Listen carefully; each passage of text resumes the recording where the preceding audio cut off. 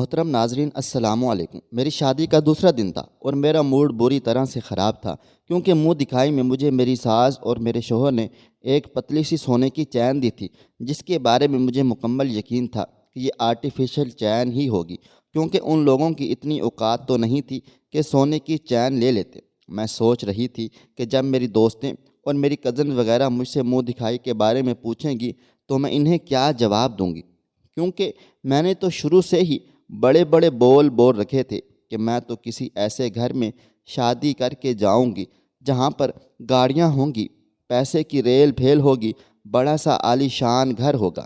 مگر مجھے کیا معلوم تھا کہ میری قسمت مجھے اسے ٹوٹے پھوٹے سے 2 کمرے کے گھر میں لا کر پھینکے گی۔ جتنی حسین و جمیل بیوی میرے روپ میں میرے شوہر کو مل گئی تھی، اس کا تو خوشی کے مارے کوئی ٹھکانہ نہیں تھا، لیکن میں اس شادی کو لے کر خوش نہیں تھی، کیونکہ میری امیدوں پر پانی پھر گیا تھا۔ مجھے تو کسی محل کی رانی بننا تھا، نہ کہ اس چھوٹے سے گھر کی نوکرانی۔ اس لیے شادی کی دوسری صبح ہی میرا مزاج اور میرا موڈ انتہائی خراب تھا، اور میں سوچ رہی تھی کہ اب کیا میری ساری زندگی سسکتے ہوئے گزرے گی۔ ابھی میں ان سوچوں میں مصروف تھی کہ میرا شوہر کمرے میں داخل ہوا اور مجھے کہنے لگا کہ جلدی کرو اپنا اور میرا سامان پیک کرو، ہم ہنی مون پر جا رہے ہیں۔ اس کی بات مجھے ایک لطیفہ لگی اور میں ہنس دی۔ بھلا یہ ہنی مون والے چونچلے تو امیرے کیوں ہوتے ہیں، غریبوں کے بس کی بات کہاں۔ میں نے کہا آپ تو صبح صبح ہی مذاق کرنا شروع ہو گئے ہیں۔ تو مجھے کہنے لگا میں نے تم سے کیوں مذاق کرنا ہے، کچھ ہی دیر میں ہماری دبئی کی فلائٹ ہے، تم جلدی سے اپنے کچھ کپڑے بیگ میں رکھ لو، میرا تو بیگ ویسے ہی تیار رہتا ہے۔ میں تو یہ سن کر ہکا بکا ہی رہ گئی کہ یہ کیا جو میرے کانوں نے سنا، کیا وہ سچ تھا؟ ہم واقعی ہنی مون کے لیے دبئی جا رہے تھے؟ اور میرے شوہر کے یوں کہنے کا کیا مطلب تھا کہ اس کا بیگ تو تیار رہتا ہے؟ اس کا یہی مطلب تھا کہ وہ پہلے بھی بیرون ملک کے دورے پر جاتا رہا ہے۔ میں نے دیکھا تو اس نے الماری سے اپنا بیگ نکالا، جس میں سے اس کے پہلے ہی 2-4 جوڑے پڑے ہوئے تھے، اور اس کا پاسپورٹ، ویزا وغیرہ سب کچھ اس کے اندر موجود تھا۔ میں نے کہا لیکن میرا تو پاسپورٹ اور ویزا ابھی تک کوئی نہیں بنا، تو ہم کیسے جائیں گے؟ تو میرا شوہر کہنے لگا اس کی فکر تم نہ کرو، میں نے پہلے سے ہی سارا انتظام کر رکھا ہے، بس تم جلدی سے تیاری کرو۔ وہ مجھے کہتا ہوا باہر چلا گیا۔ میں تو یقین ہی نہیں کر پا رہی تھی، لیکن پھر بھی میں نے جلدی سے ایک بیگ میں کچھ کپڑے اور ضروری اشیاء رکھیں، اور ہم دونوں ایئرپورٹ کی جانب چلے گئے تھے۔ دبئی پہنچ کر مجھے یقین آیا کہ میں اس خوابوں کی سرزمین پر آ چکی ہوں، لیکن میں حیران و پریشان تھی کہ جتنے غریب گھر میں میری شادی ہوئی ہے تو ہم یہاں پر کیسے آ سکتے ہیں؟ یہاں پر آنے کے لیے تو لاکھوں روپے لگتے ہیں، اتنے پیسے ان لوگوں کے پاس کہاں سے آئے؟ میرے شوہر نے ایک نہایت مہنگے ہوٹل میں کمرہ بک کروایا تھا، اور ہم لوگ سارا دن گھومتے پھرتے اور شاپنگ کرتے رہتے تھے۔ اس بیچ میں نے کئی بار اس سے پوچھنے کی کوشش کی تھی کہ یہاں پر آنے کے لیے آپ کے پاس پیسے کہاں سے آئے، تو وہ ہر بار میری بات کو ٹال دیا جاتا اور کہتا کہ تم آم کھاؤ، گٹھلیاں کیوں گن رہی ہو؟ میں تمہیں یہاں پر مزے کروانے کے لیے لایا ہوں تو تم وہی کرو۔ پھر میں نے بھی پوچھنا مناسب نہیں سمجھا، اور نہ ہی میں نے زیادہ زور دیا تھا۔ میرے شوہر نے مجھے برانڈڈ کپڑے اور جوتے دلوائے، یہاں تک کہ اس نے کچھ ہی دنوں میں میری شاپنگ پر لاکھوں روپے کا خرچہ کر دیا تھا۔ میرا حلیہ کافی بدل گیا تھا۔ میں نے ویسا ہی حلیہ بنا لیا جس کو بنانے کی میں برسوں سے خواہش رکھتی تھی، مگر پہلے غربت اور دوسرا اپنے گھر کے ماحول کی وجہ سے میں کبھی ایسی ڈریسنگ نہیں کر پائے گی۔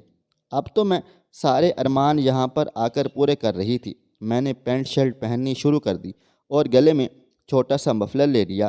خوب میک اپ اور بالوں کے جدید ہیئر سٹائل کے ساتھ اونچی ایڑی والے جوتے بھی۔ مجھے اگر کوئی دیکھ لیتا تو پہچان نہیں پاتا کہ میں وہی غریب سی لڑکی ہوں۔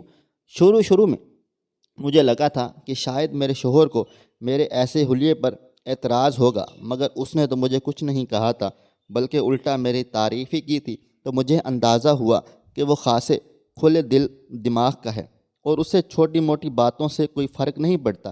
اس پر مجھے اپنے شوہر پر فخر بھی ہوتا، اور میں کہتی کہ اچھا ہوا میری شادی اس سے ہو گئی، ورنہ کوئی اور ہوتا تو کبھی مجھے اتنے عیش کروا ہی نہیں سکتا تھا۔ اور اس بات سے مجھے حیرانی ضرور ہوئی تھی کہ اس کے پاس اتنے پیسے کہاں سے آتے ہیں، مگر میں نے اس سوال کو پوچھنا ضرور نہیں سمجھا تھا۔ میری شادی انجان لوگوں میں ہوئی تھی، ہم لوگ انہیں پہلے سے نہیں جانتے تھے۔ میں اپنے گھر میں سب سے بڑی بیٹی تھی اور میں ہی سب سے زیادہ حسین و جمیل بھی تھی۔ لوگ میرے حسن کے قصیدے پڑھتے نہیں تھکتے تھے۔ خاندان میں سب کی خواہش تھی کہ وہ مجھے اپنی بہو بنائیں، مگر میں نے اماں کو صاف منع کر دیا تھا کہ میں رشتہ داروں میں بیاہ کر نہیں جاؤں گی، کیونکہ میں جانتی تھی کہ سارے رشتہ دار ہماری طرح کے غریب اور مڈل کلاس لوگ ہیں، اور میں ایک غریبی سے نکل کر دوسری غریبی میں ہرگز نہیں جاننا چاہتی تھی۔ میں نے اماں جان کو صاف صاف منع کر دیا تھا کہ میں کسی غریب آدمی سے شادی نہیں کروں گی۔ مجھے تو کسی امیر گھر میں بیاہ کر جانا ہے تو میرے لیے کوئی امیر کبیر رشتہ تلاش کرو۔ امیر لوگوں کو تو آج کل جہیز میں بہت کچھ چاہیے ہوتا ہے، اور ہم ٹھہرے غریب مزدور لوگ، ہم لوگ بڑا لمبا چوڑا جہیز کیسے بنا سکتے تھے؟ اس لیے امیر رشتہ کوئی آتا ہی نہیں تھا، اور جو غریب رشتے میرے لیے آتے انہیں میں منع کر دیتی تھی، اور میری وجہ سے میری دوسری بہنوں کے بھی رشتے چھوٹ جاتے، کیونکہ اماں اگر کسی کو چھوٹی بہنوں کے لیے بھی رشتے کا کہہ دیتی تو وہ لوگ آ کر مجھے ہی پسند کر جاتے تھے، اور اس بات پر میری بہنیں بہت چڑھتی تھیں۔ آپ سوچ رہے ہوں گے کہ اگر میری خواہش کسی امیر کبیر گھرانے کی بہو بننے کی تھی تو میں نے ایک غریب گھر میں شادی کیسے کر لی؟ ہوا کچھ یوں تھا کہ میں نے اپنے گھر والوں کو اپنی ایک دوست کے کزن کا بتایا جو کافی امیر تھا اور مجھ سے شادی کرنا چاہتا تھا۔ اگرچہ میرے گھر والے تیار نہیں تھے، مگر میں نے ضد کر کے منا ہی لیا تھا کہ میں شادی کروں گی تو صرف اسی امیر لڑکے سے۔ اس لڑکے کے گھر والے بھی نہیں مان رہے تھے، وہ غریب لڑکی کی گھر کی لڑکی کو بہو بنا کر لائیں، مگر اپنے بیٹے کے اصرار پر ہمارے گھر میں آ گئے اور منگنی وغیرہ کر کے چلے گئے۔ کچھ عرصے بعد ہم دونوں کی ضد پر ہی شادی کی تاریخ بھی طے ہو گئی تھی، مگر عین بارات والے دن جب میں دلہن بنی اس کا انتظار کر رہی تھی تو اس نے مجھے کال کی اور بتایا کہ وہ بارات لے کر نہیں آ سکتا ہے، وہ اپنے ماں باپ کی باتوں میں آ کر اس ملک کو چھوڑ کر جا رہا تھا۔ میں دلہن بنی بیٹھی تھی اور میرا سارا خاندان جمع تھا اور بارات نہیں آئی۔ میری اور میرے گھر والوں کو بہت بے عزتی ہوئی اور ہم کہیں منہ دکھانے کے قابل نہیں رہے تھے۔ لوگ تو طرح طرح کی باتیں کرنے لگے کہ جانے لڑکی کی بارات کیوں نہیں آئی۔ پہلے تو ہمارے گھر رشتے آتے رہتے تھے، مگر اس واقعے کے بعد تو ہمارے گھر کوئی رشتہ لانا بھی پسند نہیں کرتا تھا، مگر جانے کیسے پھر میرے شوہر کے گھر والوں کی طرف سے میرا رشتہ پوچھا گیا اور اماں ابا نے بغیر کچھ سوچے سمجھے فوراً ہاں کر دی تھی۔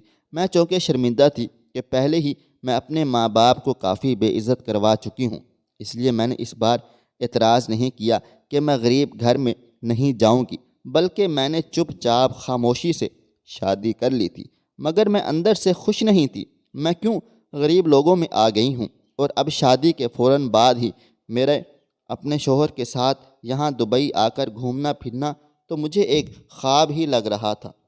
پھر ہم صبح ہی صبح ہوٹل سے نکل جاتے اور سارا دن سڑکوں پہ گھومتے پھرتے تصویریں کھنچواتے اور ایک دوسرے کی سنگت میں ہنستے مسکراتے، اور پھر شام ڈھلے ہم واپس آ جاتے ہیں۔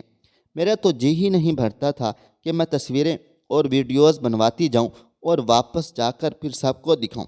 جس ہوٹل میں بھی ہم ٹھہرتے تھے میں وہاں کے ایک ایک کونے پر اور پھر کمرے میں آ کر بھی بے تحاشا تصاویر بنواتی تھیں۔ میرے شوہر نے بھی مجھے کسی کام سے نہیں روکا، بلکہ وہ ہر کام میں میرا ساتھ دیتا تھا۔ ہمیں یہاں پر گھومتے پھرتے 5 دن ہو چکے تھے اور میرا خیال تھا کہ شاید اب ہم جانے لگے ہیں، کیونکہ میرے شوہر نے مجھے کہا تھا کہ اپنا سامان پیک کر لو۔ لیکن جب ہم کسی اور ہوٹل میں گئے تو میں سمجھ گئی کہ لگتا ہے ابھی یہاں پر اور قیام کرنا پڑے گا۔ وہاں کا مینیجر شاید میرے شوہر کو جانتا تھا، وہ ہمیں دیکھ کر بہت خوش ہوا اور ہمیں کہنے لگا، میں نے آپ لوگوں کے لیے خاص کمرہ تیار کروایا ہے، آپ لوگ وہاں پر آ جائیں۔ میری تو سمجھ میں یہی نہیں آ رہا تھا کہ پاکستان میں تو ان لوگوں کے اتنے حالات خراب ہیں کہ لگتا ہے کہ انہیں 2 وقت کی روٹی بھی مشکل سے ملتی ہوگی، اور یہاں میرا شوہر ایسے خرچہ کر رہا ہے جیسے کروڑ پتی ہو۔ جب اپنے شوہر سے اس بارے میں پوچھا تو وہ کہنے لگا تم کسی کو مت بتانا کہ میں اتنا امیر ہوں۔ میں نے پاکستان میں سبھی کو یہ بتایا ہوا ہے کہ میں بہت غریب ہوں، کیونکہ امیر لوگوں سے پھر رشتہ دار پیسے مانگنا شروع ہو جاتے ہیں، تو اس لیے اچھا ہے بندہ انہیں اپنی اصلیت بتائے ہی نہ۔ یہ بات تو مجھے بھی ٹھیک ہی لگی تھی کہ اگر کوئی امیر رشتہ دار ہو تو پھر باقی کے رشتہ دار اس سے بے وجہ کے تعلقات بناتے ہیں اور ہر وقت پیسے مانگتے رہتے ہیں۔ اس دن میرا شوہر مجھے کہنے لگا کہ تم کیا چاہتی ہو کہ تمہاری بہنوں کی شادی بھی ایسی ہی امیر لوگوں میں ہو؟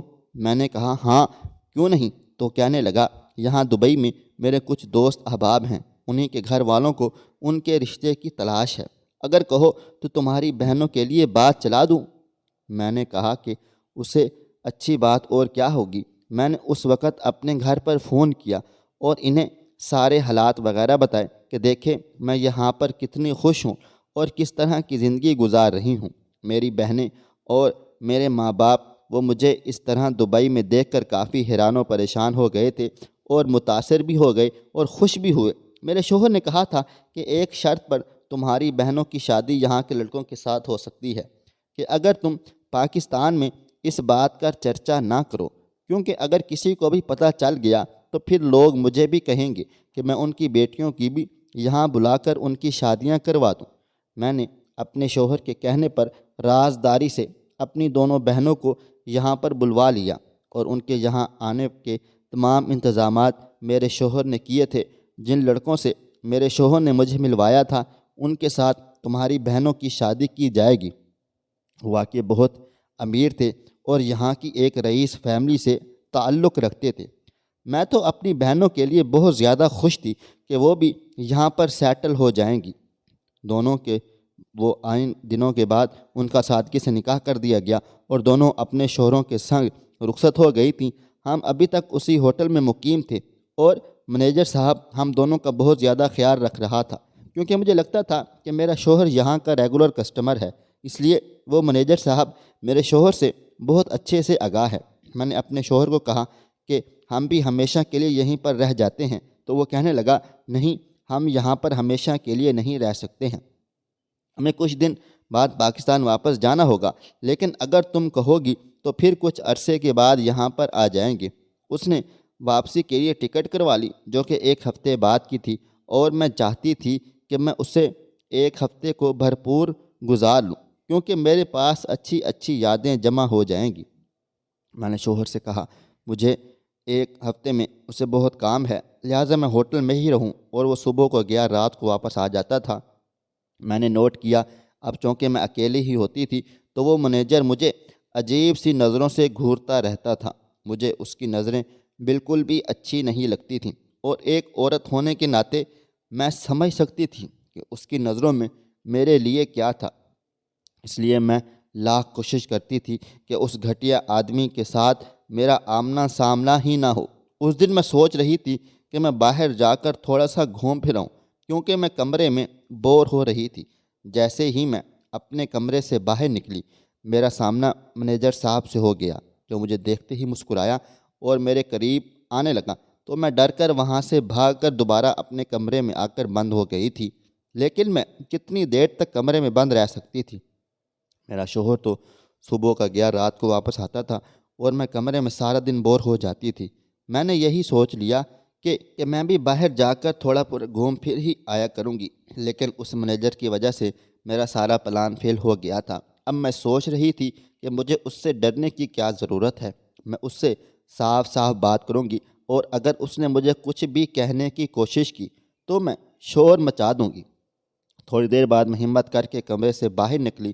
ابھی میں ہوٹل سے باہر نکلنے ہی لگی تھی کہ دیکھا وہ منیجر بھی نیچے ہی تھا۔ اس کو دیکھ کر ایسا لگ رہا تھا کہ جیسے وہ مجھ سے کوئی بات کرنا چاہ رہا ہے۔ وہ میرے قریب آیا اور کہنے لگا مجھے آپ سے ایک بات کرنی ہے۔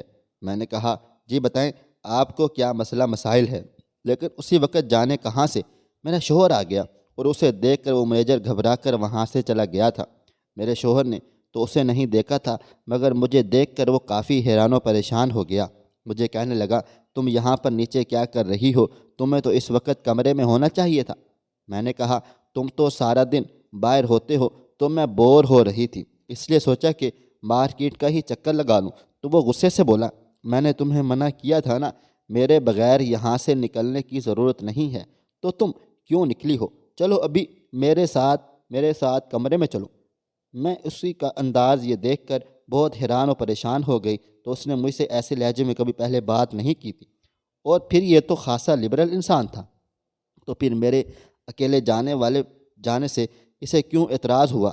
کمرے میں آ کر بھی اس نے یہی کہا کہ میں اگرچہ تھوڑا مصروف ہوں، مگر تم کمرے سے باہر نہیں جاؤ گی۔ وہ شاید کوئی سامان وغیرہ لینے آیا ہوا تھا۔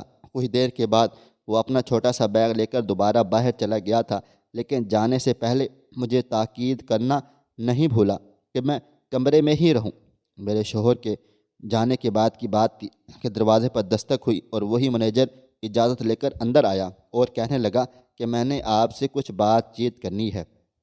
میں نے کہنا تھا کہ جو تم کام اپنے شوہر کے لیے کرتی ہو، بھلا اس میں تمہیں کیا فائدہ ہے؟ سارے پیسے تو تمہارا شوہر لے لیتا ہے، تم وہی کام میرے لیے کرو تو میں تمہیں مالا مال کر دوں گا، ہیرے اور جواہرات میں تول دوں گا۔ میں نے ناسمجھی اور الجھن سے اسے دیکھا کہ وہ کیا بات کر رہا ہے۔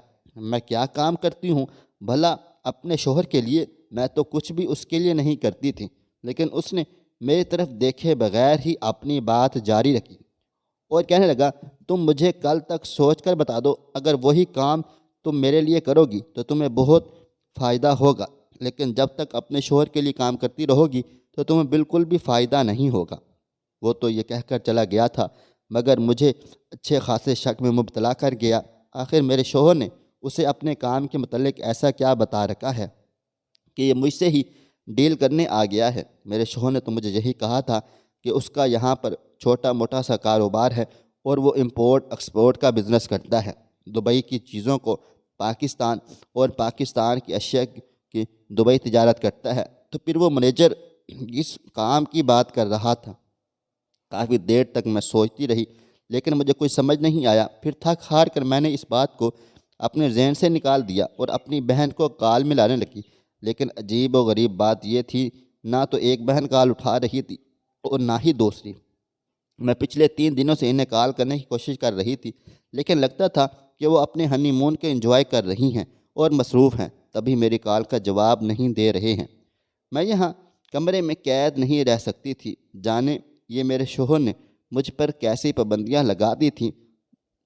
2 دنوں میں ہی میں اکتا گئی تھی۔ آخر تیسرے دن میں نے سوچا کہ میرے شوہر کو بھلا کیا پتہ لگے گا میں کمرے سے باہر نکلی ہوں یا نہیں۔ تھوڑی دیر کے لیے باہر تازہ ہوا میں سانس لینے چلی جاتی ہوں اور آدھے گھنٹے کے بعد میں واپس آ جاؤں گی۔ یہی سوچ کر میں کمرے سے باہر نکلی تو وہ مینیجر پھر سے میرے سامنے آ گیا اور کہنے لگا کہ تم نے کیا سوچا؟ پھر تم نے مجھے بتایا نہیں کہ میری ڈیل منظور کرو گی یا نہیں۔ میں نے اسے کہا، دیکھو تمہیں ضرور کوئی غلط فہمی ہو رہی ہے، میں تو اپنے شوہر کے لیے کچھ بھی نہیں کرتی، بلکہ اس کا یہاں چھوٹا موٹا سا کاروبار ہے۔ میں نے تو کبھی ساری زندگی کام نہیں کیا، تو اب تم کس کام کی امید رکھ رہے ہو مجھ سے؟ وہ کہنے لگا، یہاں تو پھر تم بہت معصوم ہو یا پھر مجھے بیوقوف بنا رہی ہو۔ کیا تمہیں سچ میں نہیں معلوم کہ تمہارے شوہر کا کیا کام دھندہ ہے؟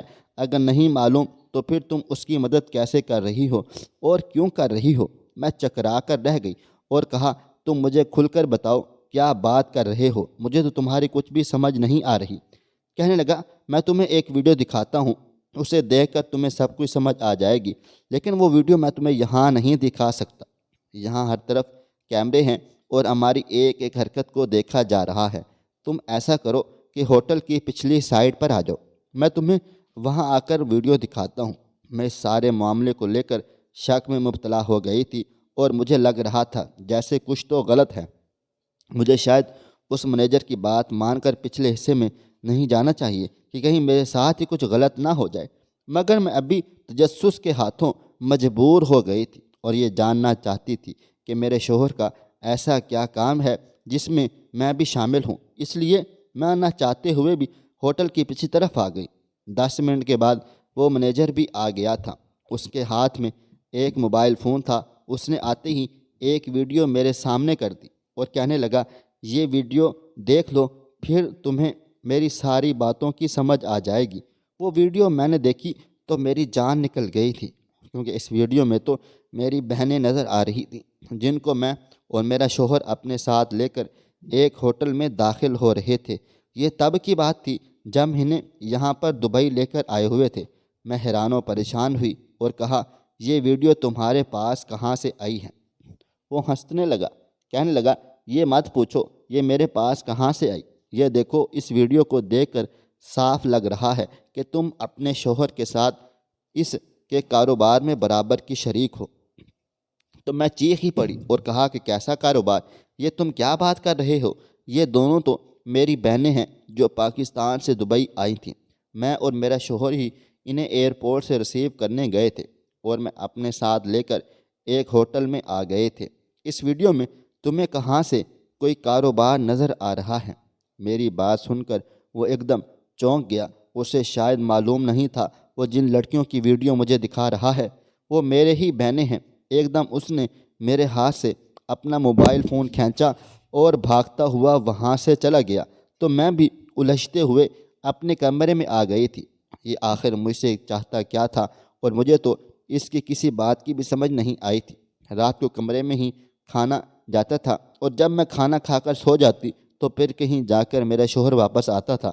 آج جب کھانا آیا اور کھانے کے لیے جیسے ہی میں نے ٹرے سے ڈھکن ہٹایا تو ایک کاغذ پر نظر پڑتے ہی میں چونک گئی، پریشان ہو گئی۔ اس کاغذ کو میں نے کھول کر دیکھا تو اس پر ایک ہی بات لکھی ہوئی تھی، 1 گھنٹے کے بعد یہاں پر پولیس کا چھاپا پڑے گا، اگر تم یہاں سے نہیں بھاگو گی تو تم پولیس کے ہاتھ آ جاؤ گی۔ یہ تحریر کس نے بھیجی تھی اور کیا یہ کوئی سنگین مذاق ہو رہا تھا؟ بھلا پولیس ہوٹل پر ریڈ کیوں کرے گی اور پھر کر بھی لے گی تو مجھے کیوں گرفتار کرے گی؟ میں نے کیا غلط کیا ہے؟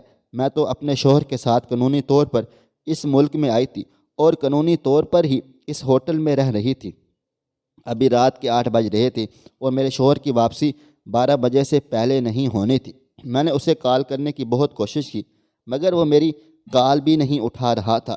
مجھے کچھ سمجھ نہیں آ رہی تھی کہ میں کیا کروں اور کیا نہ کروں۔ اگر یہ بات سچ ہوتی تو پھر میں کیا کرتی؟ ابھی میں یہ سب سوچ ہی رہی تھی کہ اس وقت مجھے میرے شوہر کی کال آئی۔ وہ مجھے کہنے لگا کہ میں نے تمہیں ابھی ایک پیغام بھیجا ہے، تم ایسا کرو جلدی سے ہمارے سارے ڈاکومنٹس اور چیزیں وغیرہ پیک کرو اور نیچے آ جاؤ، میں گاڑی میں بیٹھا تمہارا انتظار کر رہا ہوں۔ میں نے شکر کا سانس لیا کہ یہ میرے شوہر نے ہی بھیجا تھا۔ میں نے جلدی جلدی ساری چیزیں پیک کی اور ہوٹل کے دروازے سے باہر نکلنے ہی لگی تھی کہ اچانک مجھے اپنے پیچھے اس مینیجر کی آواز سنائی دی۔ وہ مجھے کچھ کہہ رہا تھا۔ میں باہر نکل کر جلدی سے گاڑی میں بیٹھی اور میرا شوہر وہاں سے گاڑی بھگا کر لے گیا۔ میں نے مشکوک انداز میں پوچھا کہ تمہیں کیسے پتہ چلا کہ اس ہوٹل پر ریڈ پڑنے والی ہے؟ کہنے لگا، بس ایسی ویسی خبریں مل ہی جاتی ہیں، تم شکر ادا کرو کہ تم اس وقت پر وہاں سے باہر نکل آئی ہو۔ میں نے کہا، مجھے میری بہنوں کے پاس ملوانے کے لیے لے چلو کیونکہ وہ میرا فون نہیں اٹھا رہی ہیں۔ تو میں بہت زیادہ پریشان ہو گئی تھی، مجھے ان کی فکر ستا رہی ہے، کہیں وہ کسی مصیبت میں ہی نہ ہوں۔ میرا شوہر کہنے لگا کہ وہ دونوں بالکل ٹھیک ٹھاک ہیں، تم ان کی فکر نہ کرو۔ ابھی کچھ دیر پہلے ہی میں نے ان کے شوہروں سے بات کی ہے، ہمیں ابھی کے ابھی پاکستان کے لیے نکلنا ہوگا، کچھ ہی دیر میں ہماری فلائٹ ہے، جب ہم دوبارہ یہاں آئیں گے تو تم ان سے مل لینا۔ ابھی ہم بات کر ہی رہے تھے کہ اچانک ہر طرف سے پولیس کے سائرن کی آوازیں آنے لگی اور ایک گاڑی نے ہمارا راستہ روک لیا۔ میرا شوہر پولیس کی گاڑی کو دیکھ کر ڈر گیا تھا۔ اس کے منہ سے نکلا کہ ان کو میرے بارے میں کس نے خبر دی ہے؟ میں نے اپنی طرف کا دروازہ کھولتے ہوئے ان کو، میں نے تمہارے بارے میں کال کر کے خبر دی ہے، اور میں باہر آ گئی تھی۔ پولیس نے اسے ہتھ کڑیاں پہنانا شروع کر دی تھیں۔ میرے ذہن میں وہ منظر گھوما جب باہر نکلنے سے پہلے وہ مینیجر سے کچھ کہہ رہا تھا۔ میں نے مڑ کر اسے دیکھا تو اس مینیجر نے مجھے کہا تھا کہ اپنے شوہر سے محتاط رہنا، کیونکہ مجھے لگتا ہے کہ تمہیں اس کی اصلیت کے بارے میں کچھ بھی معلوم نہیں ہے۔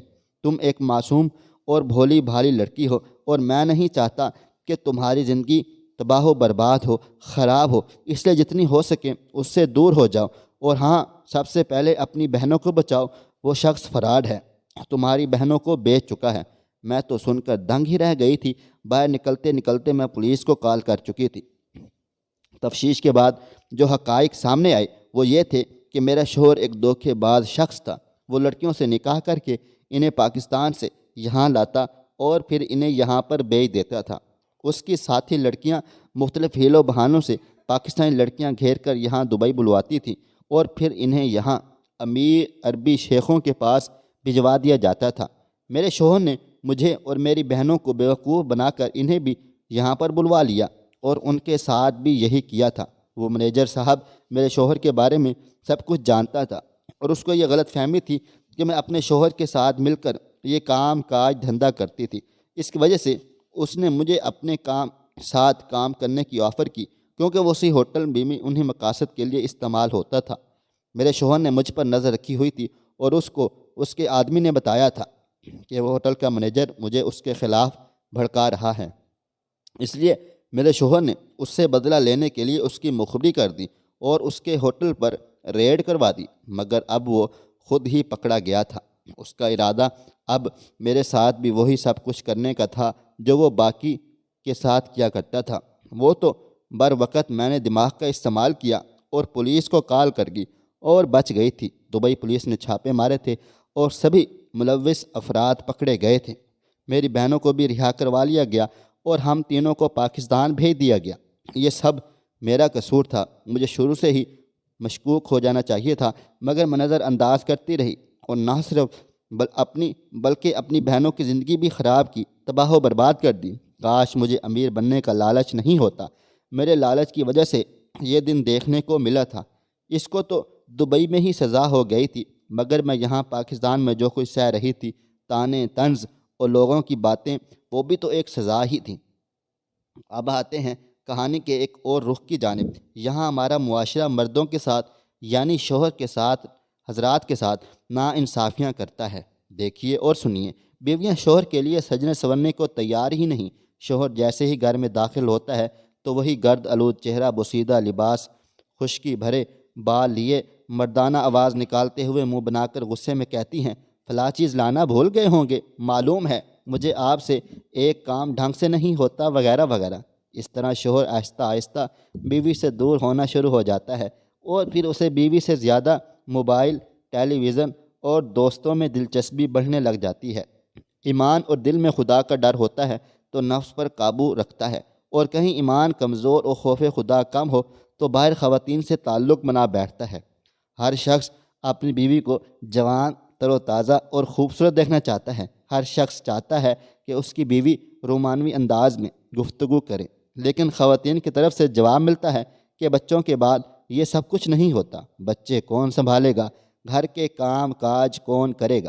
اور پھر اس کا نتیجہ کچھ یوں نکلتا ہے کہ شوہر موبائل میں ہی مصروف رہتے ہیں، دوستوں میں مصروف رہتے ہیں، آفس سے دھیان ہی نہیں ہٹتا، گھر دیر سے آتے ہیں۔ اگر ایک عورت اپنے کمرے کا ماحول شوہر کے لیے رومانوی بنا کر رکھے، خود کو شوہر کے لیے تیار کرے، سج سنور کر رہے، شوہر سے گفتگو کے دوران آواز میں نرمی اپنائے رکھے، تو شوہر دوستوں میں جانا تو دور بلکہ اپنے آفس سے بھی جلدی چھٹی لے کر آئے گا۔ وہ کبیرہ گناہوں کی طرف نہ جائے اور غیر محرموں سے پردے کا حکم دیا گیا ہے۔ یہاں تو معاملہ الٹ ہے۔ گھر میں شوہر کے سامنے بیوی کے ہاتھوں سے پیاز اور لہسن کی خوشبو آ رہی ہوتی ہے اور بازار جاتے جاتے وقت آدھے پرفیوم اور سپرے ہوا میں اڑا دیے جاتے ہیں۔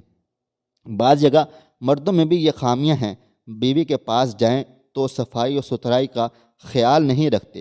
بالکل اسی طرح مرد کو بھی چاہیے کہ خود کو صاف ستھرا رکھیں، چہرے پر مسکراہٹ رکھیں، بالوں میں کنگھی اور ہلکی خوشبو کا بے حد استعمال ضروری ہے۔ ایسا نہ ہو کہ باہر سے پسینے میں بھرا آئے اور بدبو سے آس پاس ماحول کو خراب کر دے۔ باہر کی ٹینشن کو گھر والوں پہ مسلط نہ کرے۔ مطلب بیوی کو بھی اپنا شوہر جوان، خوبصورت اور اچھا لگتا ہے۔ تمام باتوں کا مقصد یہ ہے کہ میاں بیوی کی زندگی میں ایک دوسرے کے لیے سجنا سنورنا، ایک دوسرے کے لیے تیار ہونا بہت زیادہ اہمیت کا حامل ہے۔ اس سے محبت بڑھتی ہے، پیار بڑھتا ہے، بوریت دور بھاگتی ہے، گھر کا ماحول خوبصورت رہتا ہے۔ بیوی کے معاملات اس لیے زیادہ ڈسکس کیے گئے ہیں کہ اکثر و بیشتر بیویاں بچوں اور گھروں کے کاموں میں اتنا مصروف ہو جاتی ہیں کہ شوہر کے لیے سجنے اور سنورنے کے لیے وقت نہیں نکال پاتی، جس سے شوہر آہستہ آہستہ بیوی سے دور ہونے لگتا ہے۔ مختصر سی بات ہے کہ فارغ آج کل کوئی بھی نہیں ہے۔ جہاں خواتین کے پاس کام کے انبار لگے ہوتے ہیں، وہاں مرد بھی دن بھر کمانے کے واسطے اپنی جان جلاتا ہے۔ وقت نکلتا ہی نہیں، وقت نکالنا پڑتا ہے، اور ایک دوسرے کے لیے سجنا سنورنا تو اس رشتے کے لیے انتہائی ضروری ہے۔ اگر اس کے لیے دونوں میں سے کسی کو فرصت نہیں ملتی تو معذرت کے ساتھ میں یہ عرض کرتا ہوں کہ وہ اپنی ازدواجی زندگی کے مسائل کے ذمہ دار آپ لوگ خود ہی ہیں۔ خواہش صرف اتنی ہے کہ کچھ الفاظ لکھوں جس سے کوئی گمراہی کے راستے پہ جاتے جاتے رک جائے، اور نہ بھی رکے تو سوچ میں ضرور پڑ جائے۔ پیارے دوستو، امید کرتا ہوں کہ آپ کو یہ ہماری کہانی پسند آئی ہوگی۔ کہانی پسند آئی ہو تو اس ویڈیو کو لائک کریں، کومنٹس کریں، شیئر کرنا بالکل بھی نہ بھولیں، اور ہاں، اگر آپ لوگ اس چینل پر نئے ہیں تو اس چینل کو سبسکرائب ضرور کر لیں اور نوٹیفیکیشن کو ضرور دبائیں تاکہ آنے والی کہانی سب سے پہلے آپ کو مل سکے۔ ملتے ہیں کل ایک نئی اور دلچسپ کہانی کے ساتھ۔ تب تک اپنا ڈھیر سارا خیال رکھیے گا۔ اللہ حافظ۔